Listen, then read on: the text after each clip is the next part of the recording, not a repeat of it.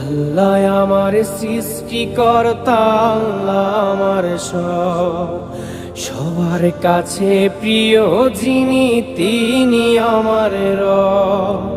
দুনিয়া করব সবাই আল্লাহর ইবাদত, দুনিয়া করব সবাই আল্লাহর ইবাদত। সব কিছুতে দিবেন তিনি তারি রহমত, সব কিছুতে দিবেন তিনি তারি রহমত। আল্লাহ আমার সৃষ্টিকর্তা, আল্লাহ আমার সবার কাছে প্রিয় যিনি তিনি আমার রব।